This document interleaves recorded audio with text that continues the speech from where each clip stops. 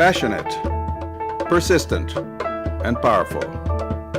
These are just some of the words that describe Dr. Mavis Burke, an immigrant to Canada who not only accomplished a great deal over her career, but who has also created a legacy to help improve the quality of life for children in Canada and in her native Jamaica as well.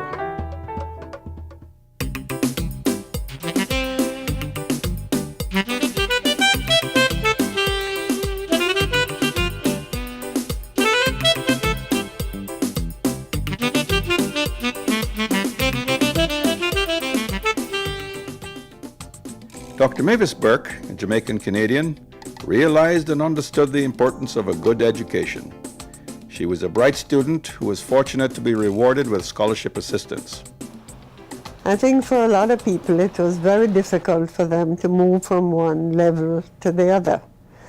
And I myself had scholarships that helped me to move on. Dr. Burke earned a Bachelor of Arts degree with a major in education from the University of the West Indies in Kingston, Jamaica. She then went on and graduated with a Master's of Education degree from the University of London in England. I had an overseas scholarship to do some of my research, and England seemed the right place because apart from anything else, I was doing research into what the Methodist missions had done in education in the Caribbean.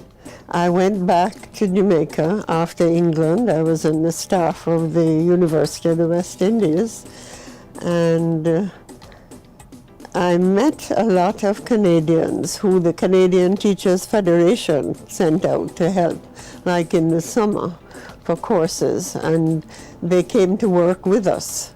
Mavis and I taught as lecturers in the School of Education, in the Faculty of Education. We came on about the same time. She was a wonderful teacher, great teacher, very much loved by her students. She did social sciences and history, as I remember, and just a natural leader, person of quiet dignity, and assurance, and very, warm person. Through contacts that I made, I had an offer from a company in Ottawa to do some research with them on educational aid to the Caribbean from Canada. So I actually went to Canada to do this research study.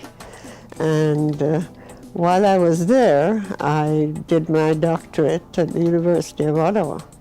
As an education specialist and race relations advisor, Mavis Burke helped to further equality opportunities for many individuals who may have otherwise lacked prospects for advancement. Dr. Burke has guided governments and educational groups through turbulent times with always a clear vision of what was needed to be accomplished. I remember the first day she visited me over at the Faculty of Education to find out what we were doing in the area of multiculturalism and race relations. The population was changing, and teachers who were inexperienced in the diversity or the new diversity in Ontario needed support. And the government of Ontario employed Mavis for that specific purpose, to give them advice and to give the professions some advice. Bromley Armstrong worked on the Ontario Human Rights Commission and Ontario's Advisory Council on Multiculturalism. He and Mavis Burke became very good friends who shared common values on equality issues. Mavis is quite an achiever. She's a pioneer in many areas, and people who don't realize this. She's a pioneer in the field of education in Ontario. She has done a lot of work in the field of race relations and as far as Caribbean people and blacks in the education system. She has written a lot of reports and given directive to the Ontario government.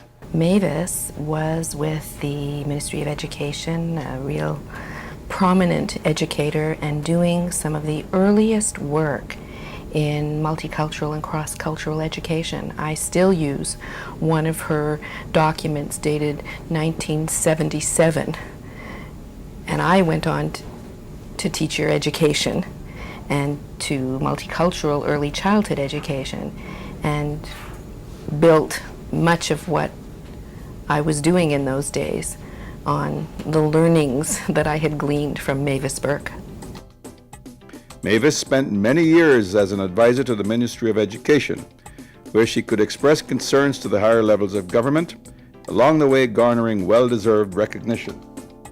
She became chairperson of the Ontario Advisory Council on Multiculturalism and Citizenship. Premier Davis established it to promote connections between the government and the various cultural and racial communities in Ontario. It provided a very interesting vehicle by which the government could become aware directly of the concerns of the people from diverse groups in the province of Ontario. I worked with the Ontario Ministry of Education, and I was able to interpret a lot of what was going on and try to make a positive acceptance for children from the Caribbean into the school system here. In 1987, on the 25th anniversary of the independence of Jamaica, government officials came to Canada. Among them was Dudley R.B. Grant, known as the father of the childhood education movement. Grant was seeking assistance from expatriates in Canada who understood the importance of early education. Mavis Burke was an obvious choice who was eager to assist. As a result, she founded Women for P.A.C.E.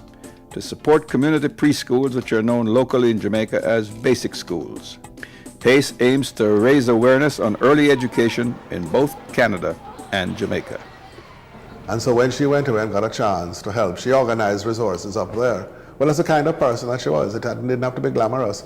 There was a need, and she saw honest, real effort being made, and she wanted to be part of it. You know, she's a person I have a great deal of respect for, knowing her before and seeing her in more recent times. And a brilliant woman.